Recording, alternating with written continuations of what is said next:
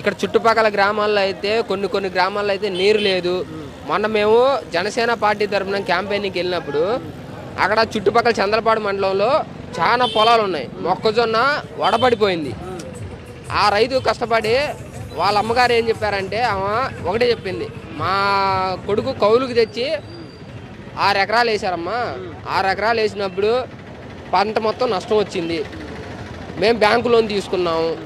Bank వాళ్ళు ఏమో time to time కట్టాల్సిందని చెప్పేసి వచ్చి ఇంటి దగ్గరకు వస్తున్నారు.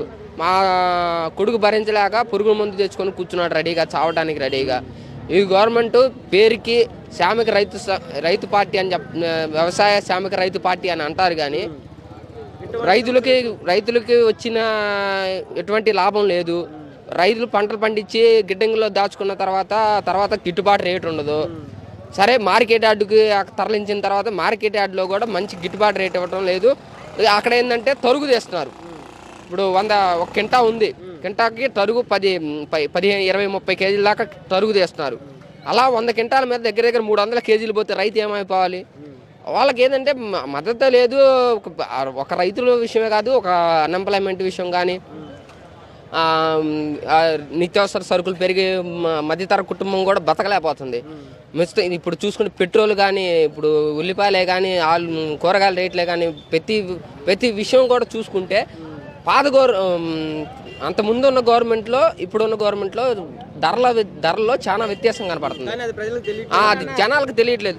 అంటే ఈ రోజు మాకు 10,000 ఇచ్చారు, ఆటోమిత్ర కింద 15,000 ఇచ్చారు, రైతు బంధు కింద 10,000 ఇచ్చారు అని ఈ సంవత్సరం డబ్బులు చూస్తున్నారు. కానీ నెల వీళ్ళ దగ్గర నుంచి ఇప్పుడు ఒక పింఛన్ ఉంది, పింఛన్ 3,000 తీసుకున్నారు. పింఛన్ 3,000కి కరెంటు బిల్లు 1,200 నుంచి 1,500 దాకా వస్తుంది. ఎవరు కట్టాలి? ఒకవేళ కట్టాల్సింది ఎవరో ఇప్పుడు పింఛన్ తీసుకుని కట్టాలి. వాళ్ళకి ముసలి బాగా వయసు పైబడిన వాళ్ళకి పింఛన్ తప్ప వాళ్ళకి రెండో పని భరోసా కల్పించే అవకాశం లేదు. పింఛన్లో కూడా ఇలాగ సరుకులు నిత్యావసర రేట్లు పెరిగి కరెంటు బిల్లులు కట్టి, ఇంటి పన్నులు కట్టి, చెత్త పన్ను ఇంతవరకు ఏ గవర్నమెంట్ లేదు. తెలంగాణలో కానీ ఏ స్టేట్లో కానీ ఇంతవరకు చెత్త పన్ను అనేది అమలు కాలేదు. ఇప్పుడు ఈ గవర్నమెంట్ వచ్చాక చెత్తని నమ్ముకొని కూడా పన్ను వసూలు చేస్తున్నారంటే ఈ గవర్నమెంట్కే సాధ్యమైంది. అది వాస్తవం చెప్పాలంటే.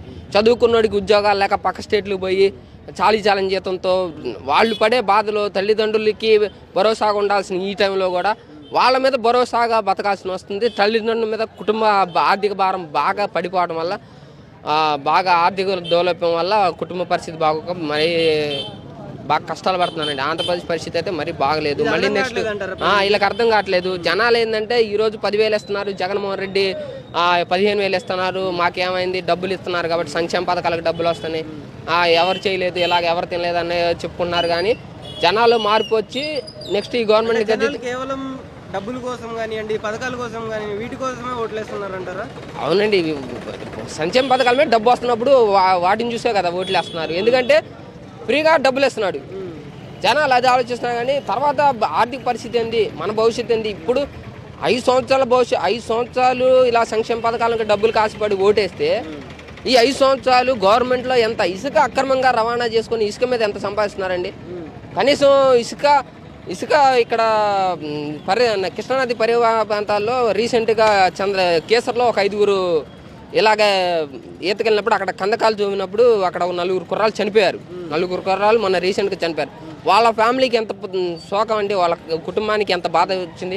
ఇలాగే మొన్న అంతకుముందు 2 సంవత్సరాల క్రితం కొత్తపేట ఇసుక తోమడం తప్పులేదండి. పాత గవర్నమెంట్లో కూడా ఇసుక తోమారు. కానీ ఏంటంటే ఎక్కడెక్కడ ఎలా తోమాలో ఒక పద్ధతి లేకుండా ఎలా పడితే అలా తోమేసుకుని అక్రమంగా రవాణా చేసుకొని కందకాలు ఏర్పరిచారు. ఆ కందకాల్లో వాటర్ స్టాక్ అవటం వల్ల బాగా హెవీ లోతు ఉండటం వల్ల అక్కడ ఎంత లోతు ఉందో ఎస్టిమేషన్ అయ్యేది. ఈతకెళ్ళే వాళ్ళు ఎస్టిమేషన్ అయిపోవడం వల్ల జరిగేది ఏంటంటే వాళ్ళకి ఈత రానోళ్ళు ఏంటంటే కుర్రాళ్ళు, అంటే వాళ్ళకి ఈత మీద అవగాహన లేని వాళ్ళు, ఈత ఇప్పుడే నేర్చుకోవాలనుకున్న కుర్రాళ్ళు ఏం చేశారంటే అలాగే వెళ్ళిన ఒక 2-3 కొత్తపేట అని ఇక్కడ కంచాల మండలం కింద కొత్తపేట గ్రామం ఉంది. అక్కడ ఒక 2 కుర్రాళ్ళు చనిపోయారు.